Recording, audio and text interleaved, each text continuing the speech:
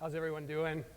I'm from Miami, so I know the importance of coffee after a break here, so I hope everybody's caffeinated.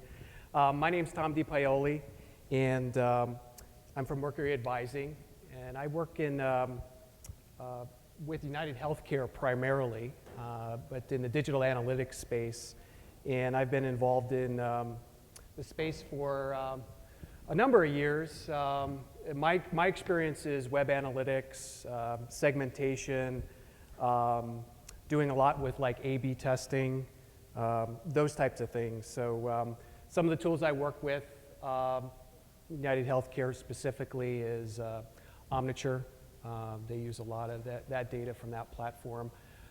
We do some site testing too, also with the Adobe suite. A/B testing, some multivariate testing. I worked a lot for e-commerce retailers, so I have that kind of consumer aspect of taking some of the data that's, if it's market research data or the data that we're getting from some of the web analytics platforms, and then taking that data and trying to, what are we going to do? How are we going to make it? What are we going to do with the data? How are we going to do some action with this? I've managed paid media and social campaigns, but that's enough about me. Let's talk about what we're here to talk about today. So we're not going to talk about messy toddlers, but we're all going to talk about unstructured data, so which I kind of think is like a messy toddler sometimes. It's dirty, right? A lot of the data that you're getting, it's not tied directly to any structured fields, right? So it's unstructured, right? It's all over the place. Some of the, I know that the Heineken people, you mentioned some of the comments, and sometimes you have to actually kind of dive into those comments a little bit more. That's a problem, right? You just can't sometimes look at a comment just out of the face of the comment. There's a connection. Sometimes there's a connection to a product. Sometimes there's a larger conversation going on. So those, it's pretty exciting in that respect. There's colloquialisms. There's regionalisms that people talk about. And I'm talking more on the social aspects of it. There's specific words that people use. Like, for example, if I say bubbler, does anybody know what that is? Okay. What is a bubbler? Okay. So you're probably from the upper Midwest or Wisconsin, or know that from research. So that's a regionalism. So if that was in a piece of text data, try to figure that out exactly what somebody's talking about. Are they talking about bubbles, or I don't know what they're talking about. So there's some issues there. There's even across languages too. There's a saying in Brazil that there's it's the phrase in Portuguese is "vou comer água," which basically means let's go eat water. What does that mean? Well, basically that means let's go drink rum. So there's yeah, right. So maybe the Heineken people, you guys can, if you want to expand to that, think about that one. So there's implied meanings too, right? There's, like, for example, I was working with another client years ago in the party supply space, and we saw all these, these kind of raunchy comments. And it's like, oh, this is, and if you run this through a sentiment, analysis, it's like, man, this is really negative. This is horrible. What are they talking about? Oh, this is the shit. This is awesome. So that, there's these meanings that can kind of get turned around when something's looks at surface bad, but it means good. So that's a lot of the interesting things. There's a lot of unstructured data out there, right? We probably all know this, right? It's like an iceberg. There's 80% of that data is underneath the water, and you got the 20%, which maybe is like the structured data, right? So it's pretty challenging, but it's fun. I almost think it's like sometimes it can be like a cat chasing bubbles, it's entertaining and a fun thing to look at. But it's sometimes a little nebulous and difficult to grab. So today I'm just going to go over this quick. We'll talk about unstructured, social data. Some noisemakers. When I say noisemakers, I don't necessarily, from my experience, again, I'm analytics, working a lot with market research, then working back into marketing, right? I kind of see myself as that fluid in that respect.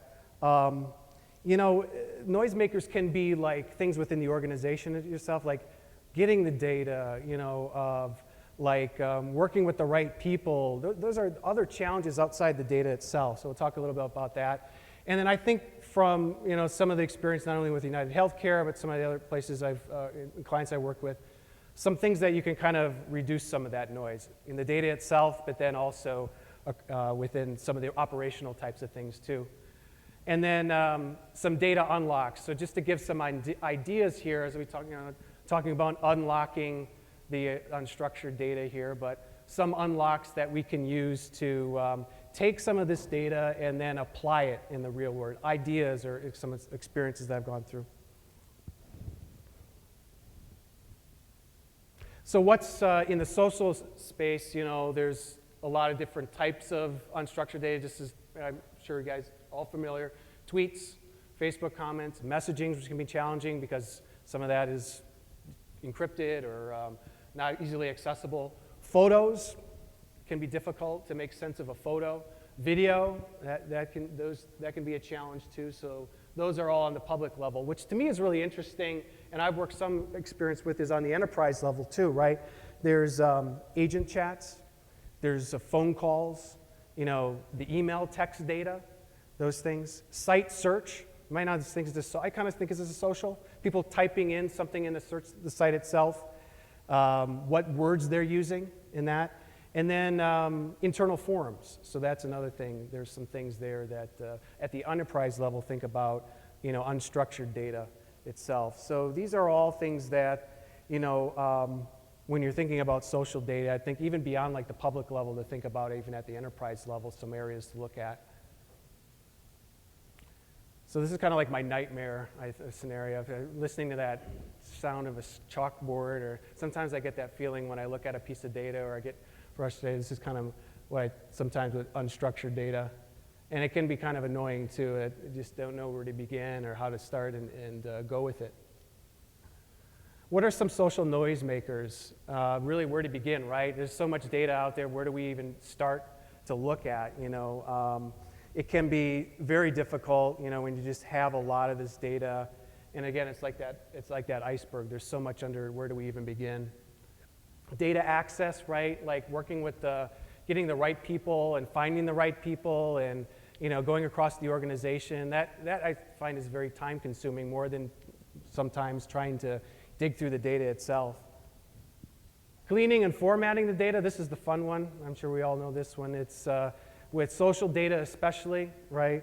What do we have in social data? It's full of now emoticons to different characters or what have you, so that's getting through that can be really challenging. Personal information in the healthcare space is a big one. You know, people are sharing, if it's enterprise level data, you know, there's usually some IDs in there or data about their health plan or what have you. So you have to be also very careful with that, how we share it, how we distribute it.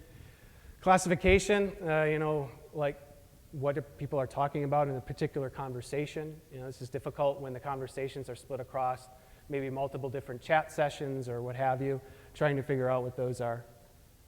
And really what to do next, I think it's like, you know, we have so much of the data there and like, where do you even begin? So I'm going to talk about, you know, some thoughts here on what to do next. So what we're trying to do is really reduce the sound of an annoying goat here. Some noise reduction. I think the one thing you really, what's really helped me when looking at unstructured data is really to take a step back and think through, like, you know, what are some of the goals in the organization, rather than just, you know, sometimes it's nice to just go dive in and take a look at the data and we want to, you know, go explore. But what are we really trying to solve here? For example, at United Healthcare, there's a big initiative, you might have initiatives in your organization, it's called hassle-free. And essentially what that means is let's make it easier for the consumer to engage with us, right? So one of the things that I'm working on for them right now is taking a look at their agent chat data and seeing what the agents themselves are talking about with the consumer in the conversation. And many times it comes across that, oh, I was on the call for 30 minutes, and now I finally was able to talk to an agent, on the chat. Or, I'm having a problem with a particular plan or pricing. So there's a lot of these things that can be pulled from the data. But really to think about is like, why are we even doing this in the first place? Is to step back and think of like the strategic things that we're involved with here. But then even think of, what are some of the business questions? So it's like, okay, well, we want to reduce hassles, or we want to try to get people to engage with us easily, and reduce maybe that net, or increase the net promoter score, those types of things. So think about some of the, bring forward the business questions. Well, how can we, reduce, some of these frustrations? Is it getting the right agent to, interact with the customer at the right point in the conversation? Is it, giving the agent, or kind of routing the conversation to the best performing agents? In one example, looking at some of the chat data, as I found, depending on the topic that somebody pre-selected, so this is again, the structured data point, in the chat conversation, they may be coming into like, hey, I want to talk about my plan, or I want to talk about my drug prices, I have questions on that, I'm looking for a doctor, or I want to sign up for a plan. Depending on what they pre-select, there's a likelihood that the conversation may turn positive or negative. So what I'm talking about here is kind of taking that structured data here and then putting it into a way where almost we're doing like a predictive type of approach here, right? We're taking that conversation, we're taking that pre-selection and moving that to an agent that might be a little bit, better handling of a negative conversation, might have a little bit more experience. Actively seek out the data owners. I think this is another one where, the data may be hidden or maybe split up with this chat example that we're working through. The text data of the chat is in one part of the organization. The operational part of the chat is in another part of the organization.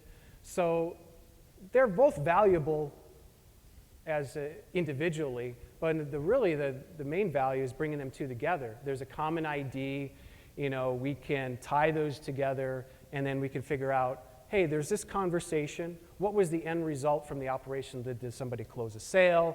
Did it go to a next step? Was there a follow-up? Those types of things. Work with sample data, rather than kind of taking a look at the overall data as a whole and kind of diving in, take a part of the data and then look at it from a perspective of, hey, let's take it, run it through, I use R or SAS or what have you. Run that through and just see what does the data look like, what are we seeing in there, rather than kind of diving right head first. Play in the sandbox a bit, right? It's one part of it is, I think, is a discovery, is we think about the business objectives, but then it's also be open to bringing your own questions, to the data, or kind of diving into it and being creative in that respect. And I talked a little bit more about this too, connecting that unstructured and the structured data, together. And your data is really unique, right?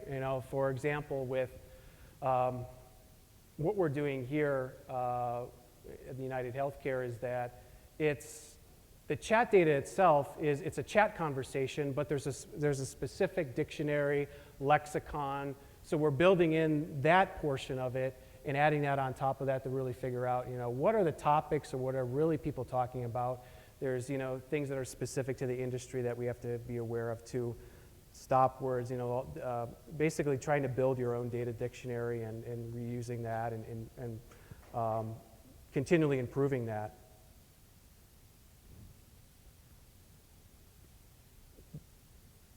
Here's a Rubiks Cube machine. They solved it in under 1 second. It's stepper motors, 4 cameras, and they run it through an algorithm. And I think they have the world record now. They were able to solve that in under a second. So, you know, some of these, I'm talking about next is some of these unlocks, right? You know, we have this structured data in here, and some of these are some ideas or personal experience that I've come across here. Predictive sentiment analysis, so speaking of this, you know, of the specific chat topics, routing that to the correct agents, right? Classification, additional insights from survey data. So, you know, with survey data, right, it's a lot of it is structured. There's, well, portions that are unstructured. You know, what we've been doing is kind of diving more into that unstructured data. On the digital analytics side or the web analytics side, we're very, interested in, you know, how's the site performing? You know, are there issues with the site? You know, are there specific items or pages that people are having a problem with, right? So sometimes that's just not apparent. Like, we didn't put the error tagging on the site, or it wasn't me, but you know, some of this this data is out there, and it can be found, right, if somebody's continually mentioning that in a survey or something, to look at that. Well, there is a problem with this page. Let's act on it. Brand monitoring. I know there are a lot of mentions of this today, but you know, looking for positive and negative mentions. Done some of this at United, and some of past work too have looked at, you know, specific mentions of the brand, if it's positive or negative. Also, that's again another area where just putting it through a word cloud is helpful, but sometimes it does take that little deeper dive to figure that one out too. Operational efficiency, you know, I spoke about some of that, making sure that we're, you know, alerting, you know, some of the site problems. And this is another one that can be used in conjunction with structured data, right? So you'll have maybe, you have your own error tracking or something on the site, layer this on top of what you're already doing. Content creation, I think this is really interesting. You know, I was working with a party supply retailer a few years ago, and again,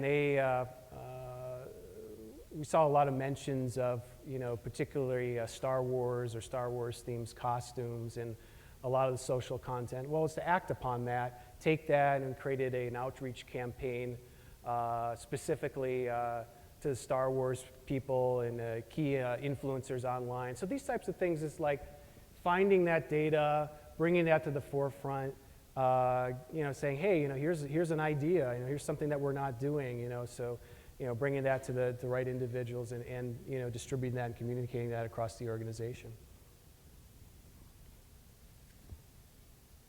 So that's all I have. Any questions? So. Yes. How do you think about Google search or big search in relationship to all the searches that you're doing? When you say that, are you talking more like SEO or? About sort of searching content. I'm sorry. Yeah. So you talked about using, you know, Facebook and Twitter and things like that. But there's also a lot to be learned out of Google searches and what people are actually looking for and how they're looking for it. Yeah. Do you guys work in that space as well? Yeah, one of the challenges with that is that's always not evident because, you know, it was a few years ago, if it's the keyword itself, that's not necessarily always apparent. Google's not passing that particular piece of information through the keyword. There are some things which I think are interesting that you can use to I'd say, try to figure out what that search word was, is to tie that to, if you see particular landing pages that are coming up in your search results, and those landing pages are ranking for particular keywords you want to rank for, well, there's a good possibility that those, and then to go in and look for those keywords or actually type them in, is to see what specific keywords are ranking for that piece of content.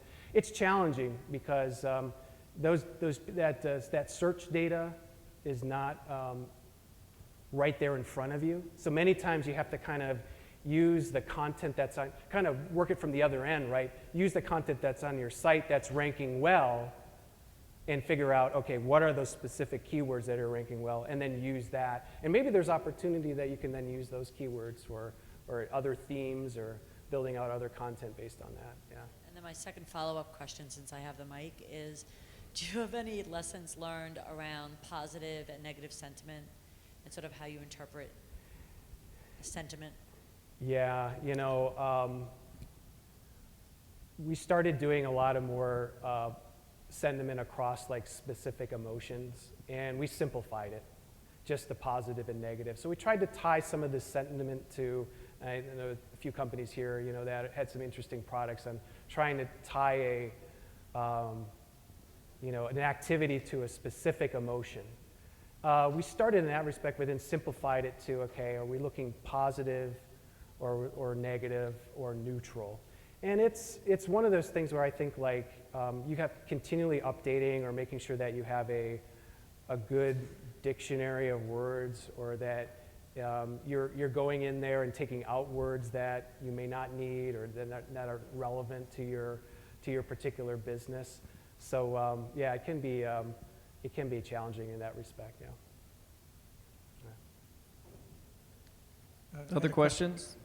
Yeah, I had a question for you. Over here. Oh, got it. Sorry, I was wondering, I presented earlier on video research, which is catching on in the industry, and I know that it's becoming quite a popular form of sharing on social media. Do you have any ways of analyzing that type of content? Yeah, at United, or even in some of my past work too, it's we're doing a couple of different things. Obviously, taking a look at they partner, you know, like I think a lot of us here may work with YouTube, right? And using the metrics that are, you know, delivered by YouTube as one source.